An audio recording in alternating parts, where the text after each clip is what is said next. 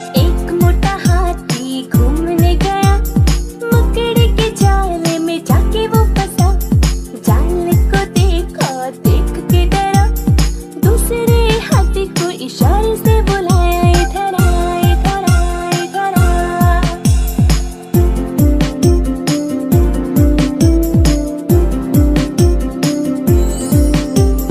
दो मोटे हाथी घूमने चले, गहरी नदी में जाके वो फंसे।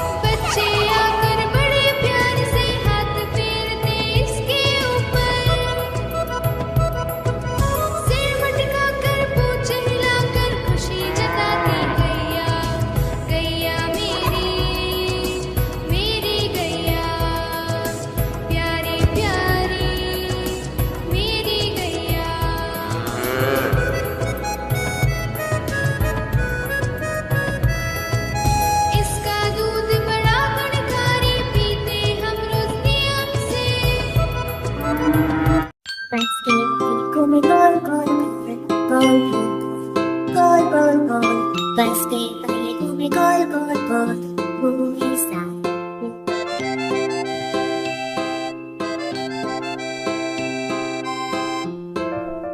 bus के wipers going swish swish swish swish swish swish swish swish swish bus के wipers going swish swish swish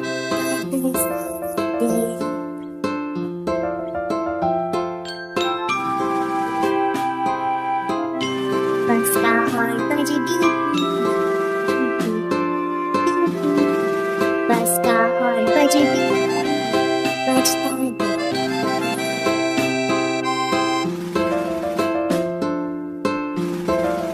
bus में बच्चा रोए वाह वाह वाह वाह वाह वाह bus में बच्चा रोए वाह वाह वाह bus के पहिए घूमे गोल गोल गोल गोल गोल गोल bus के पहिए घूमे गोल गोल गोल घूमे साथ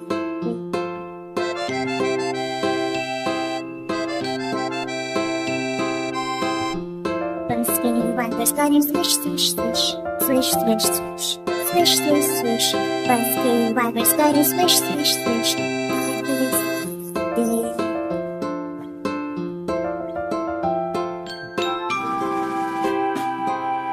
bus का horn बजे beep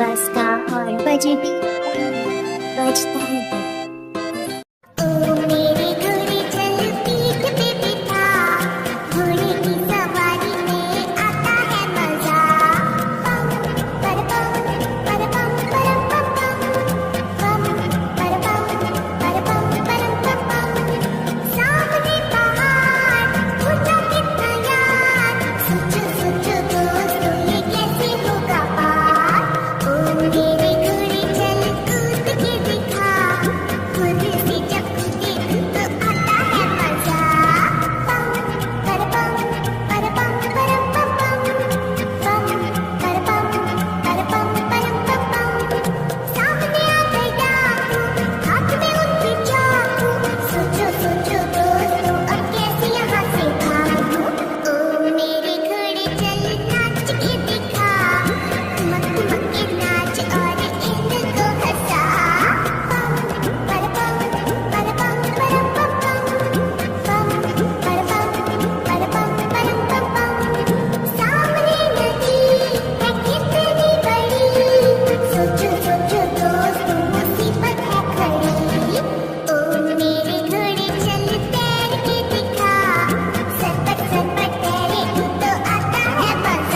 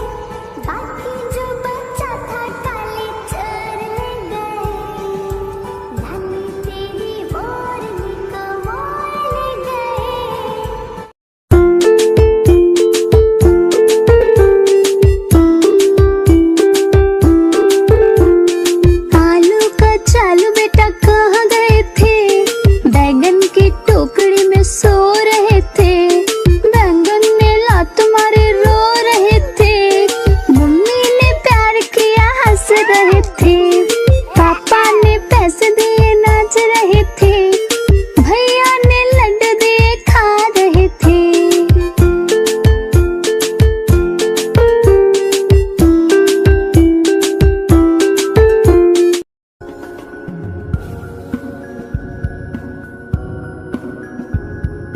चंदा मामा नीचे आजा, दूध मलाई आकर खा जा।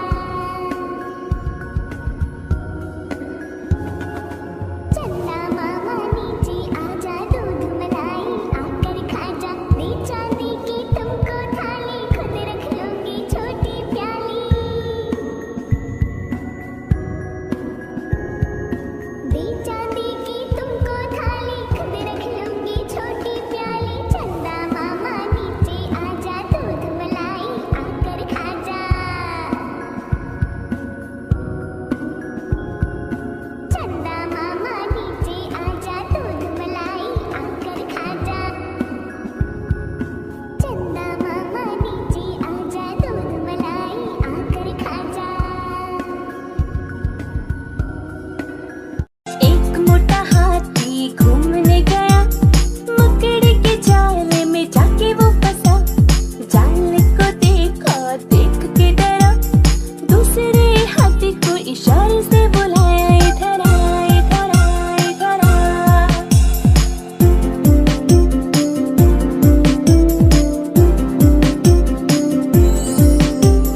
दो मोटे हाथी घूमने चले, गहरी नदी में जाके वो फंसे। पानी को देखा, देख के डरे, तीसरे हाथी को इशारे से बुलाया, इधर आ, इधर आ, इधर आ।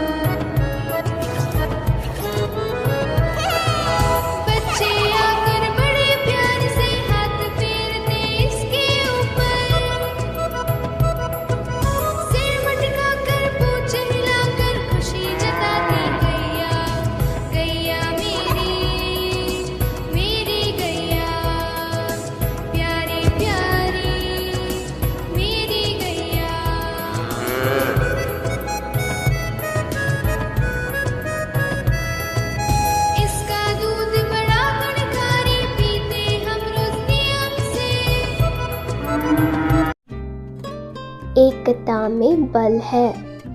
एक समय की बात है कि कबूतरों का एक दल आसमान में भोजन की तलाश में उड़ता हुआ जा रहा था। नीचे हरियाली नजर आने लगी तो भोजन मिलने की उम्मीद बनी।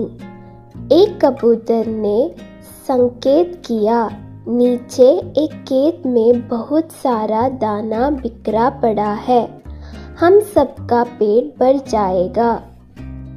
कबूतरों ने सूचना पाते ही उतरकर खेत में बिखरा डेन के पास जाने लगे। सारा दल नीचे उतरा और दाना चुनने लगा। वास्तव में वह दाना पक्षी पकड़ने वाले एक बहेलिये ने बिखरे रखा था। ऊपर पेड़ पर ताना था उसका जाल। जैसे ही कबूतर दल दाना चुगने लगा, जाल उन पर आ गिरा। सारे कबूतर फंस गए। उनमें से एक कबूतर बोला, हो, यह तो हमें फंसाने के लिए फैलाया गया जाल था। भूख ने हमारी अकल पर पर्दा डाल दिया है। हमें सोचना चाहिए था कि इतना अन्न बिखरा होने का कोई मतलब है। दूसरा कबूतर रोने लगा, हम सब मारे जाएंगे। बाकी कबूतर तो हिम्मत हार बैठे थे। एक बुद्धिमान कबूतर ने कहा, सुनो, जाल मजबूत है, यह ठीक है, पर इसमें इतनी भी शक्ति नहीं कि एकता की शक्ति को हरा सके। हम अपनी सारी शक्ति को जोड़े तो मौत के मुंह में जाने से बच सकते हैं। युवक कबूतर फड़फड़ाया, साफ साफ बताओ, तुम क्या कहना चाहते हो? जाल ने हमें तोड़ रखा है, शक्ति कैसे जोड़े? बुद्धिमान कबूतर बोला, तुम सब चोंच से जाल को पकड़ो, फिर जब मैं फुर कहूँ तो एक साथ जोर लगाकर उड़ना। सब ने ऐसा ही किया। तभी जाल बिछाने वाला शिकारी आता नजर आया। जाल में कबूतर को फंसा देख उसकी आंखें चमकी। हाथ में पकड़ डंडा उसने मजबूती से पकड़ा व जाल की ओर दौड़ा। शिकारी जाल से कुछ ही दूर था कि वह बुद्धिमान कबूतर बोला, फुर फुर फुर। सारे कबूतर एक साथ जोर लगाकर उड़े तो पूरा जाल हवा में ऊपर उठा और सारे कबूतर जाल को लेकर ही उड़ने लगे। कबूतरों को जाल सहित उड़ते देखकर शिकारी हवाक रह गया।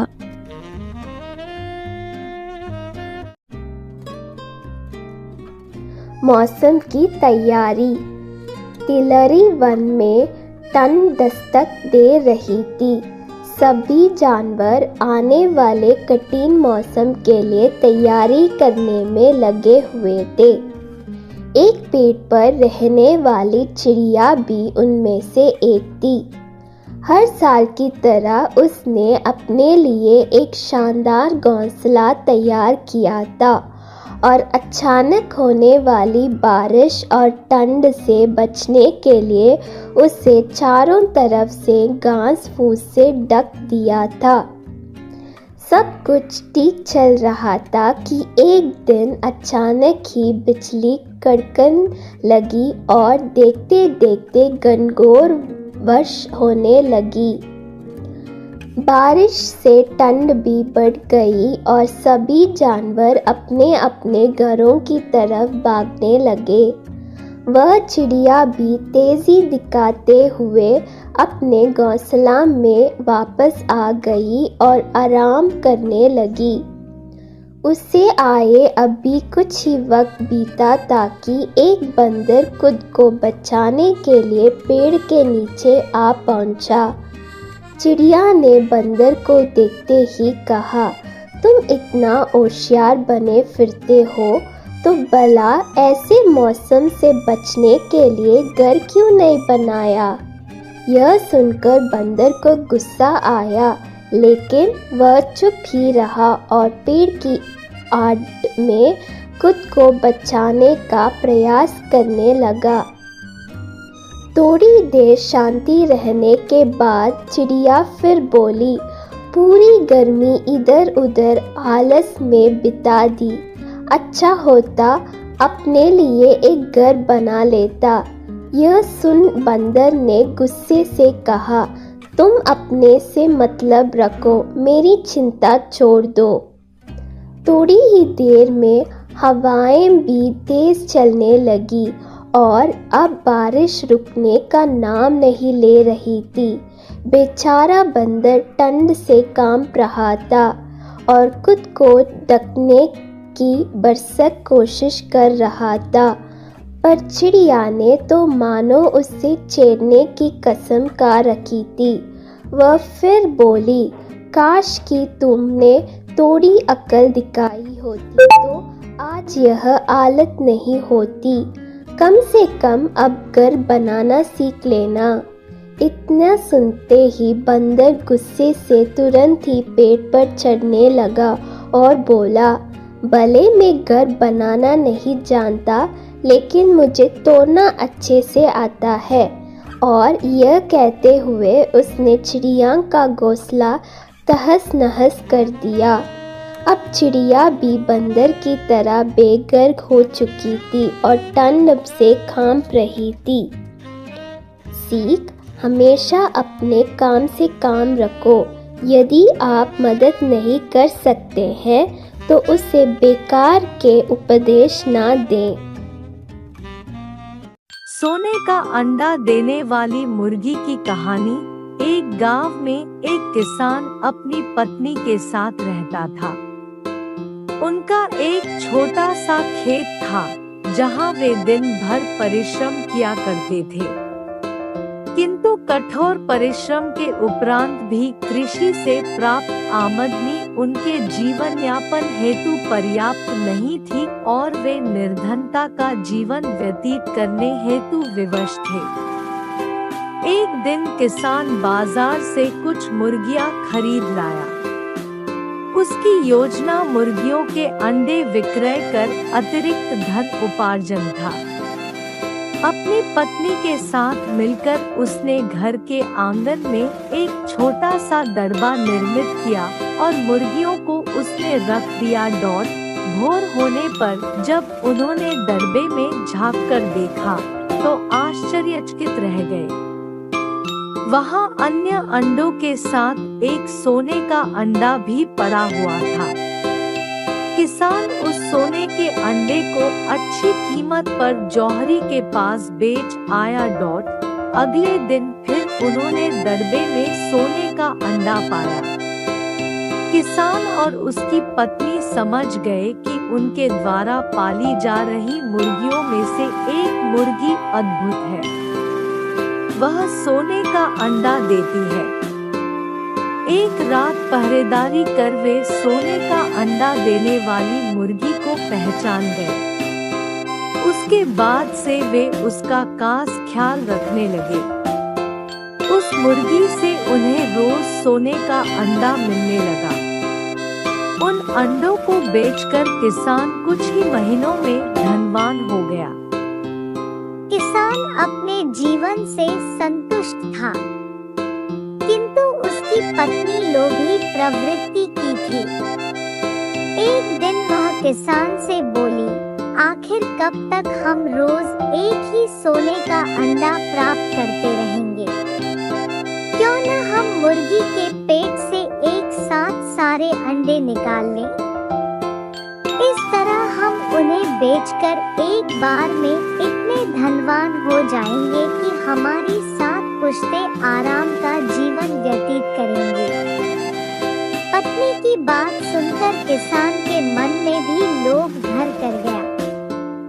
उसने मुर्गी को मारकर उसके पेट से एक साथ सारे अंडे निकाल लेने का मन बना लिया। वह बाजार गया और वहां से एक बड़ा चाकू खरीद लाया। फिर रात में अपनी पत्नी के साथ वह मुर्गियों के दड़बे में गया और सोने का अंडा देने वाली मुर्गी को पकड़कर उसका पेट चीर दिया। किंतु मुर्गी भीतर से सामान्य मुर्गियों की तरह ही थी। उसके पेट में सोने के अंडे नहीं थे। किसान और उसकी पत्नी अपनी गलती पर पछताने लगे। अधिक सोने के अंडों के लोभ में पड़कर वे रोज मिलने वाले एक सोने के अंडे से भी हाथ धो बैठे थे। सीख, लालच बुरी बला है। हाथी और चूहा की कहानी। एक राज्य में एक राजा का शासन था। हर सप्ताह पूरी शानो शौकत से नगर में उसका जुलूस निकला करता था, जहाँ प्रजा उसके दर्शन किया करती थी। एक दिन एक नन्हा चूहा उसी राजमार्ग के किनारे किनारे कहीं जा रहा था, जहाँ राजा का जुलूस निकलने वाला था। वह चूहा था तो छोटा सा, मगर उसका घमंड बहुत बड़ा था और वह खुद को सर्वश्रेष्ठ और महान समझता था। कुछ देर बाद राजमार्ग से राजा का भव्य जुलूस निकला, जिसे देखने लोगों की भीड़ लगने लगी। राजा अपने पूरे दलबल के साथ था। उसके सैनिक उसे घेरे हुए थे। कई मंत्री और अनुचर उसके पीछे थे। वह एक विशाल शाही हाथी पर सवार था। हाथी शाही था, इसलिए उसे भव्यता से सजाया गया था और उसकी शान भी देखते बनते थी। जुलूस में हाथी के साथ एक शाही बिल्ली और एक कुत्ता भी थे। राजा का जुलूस देखने को उमड़ी भीड़ राजा के साथ साथ उसके शाही हाथी की भी प्रशंसा कर रही थी। यह सुनकर घमंडी चूहे को बहुत बुरा लगा। वह हाथी को गौर से देखने लगा, फिर सोचने लगा, इसमें ऐसी क्या खास बात है जो मुझ में नहीं। मैं भी उस जैसा ही हूँ। मेरे पास भी 2 आँखें, 2 कान, 1 नाक और 4 पैर हैं। फिर उसकी इतनी प्रशंसा क्यों? उसके विशाल शरीर के कारण, लंबी सूंड के कारण, छोटी छोटी आँखों के कारण या झुर्रीदार चमड़ी के कारण? किस कारण? एक बार तुम लोग मुझे देख लो, उस हाथी को भूल जाओगे। मैं हाथी से ज्यादा महान हूँ। चूहा ये सब सोच ही रहा था कि शाही बिल्ली की नजर उस पर पड़ गई और उसकी लार टपक गई। जुलूस छोड़ वह उसकी ओर लपकी। फिर क्या था? चूहा अपनी सारी महानता भूलकर दुम दबाकर भागा। भागते भागते वह हाथी के सामने आ गया। आगे बढ़ते हाथी ने उस पिद्दी से चूहे को देखा तक नहीं और अपना विशाल पैर उठा लिया। चूहा उसके पैर के नीचे कुचलने ही वाला था, मगर किसी तरह उसने खुद को बचाया। वहां से बचा तो खतरनाक कुत्ता सामने था, जो उसे देखकर गुर्राया। चूहा पूरी जान लगाकर वहां से भागा और राजमार्ग के किनारे स्थित एक छेद में घुस गया। उसका सारा घमंड उतर चुका था। उसे समझ आ चुका था कि वह इतना भी श्रेष्ठ और महान नहीं। सीख किसी से मात्र रूप रंग की समानता हमें महान नहीं बनाती। महान हमारे गुण और कार्य बनाते हैं।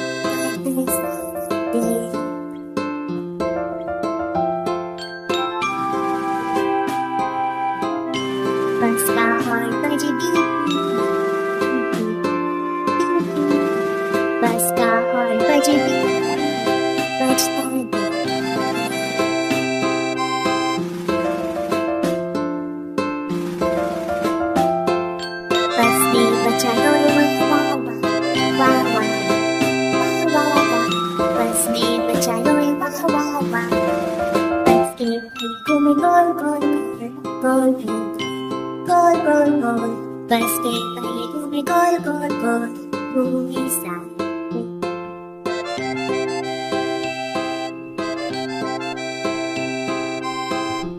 Bus came by, bus got him swish swish swish, swish swish swish, swish swish swish. Bus came by, bus got him swish swish swish.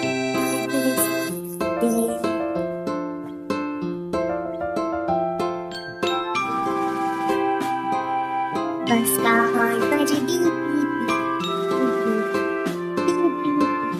Bus का horn बजे beep beep, बजता है beep.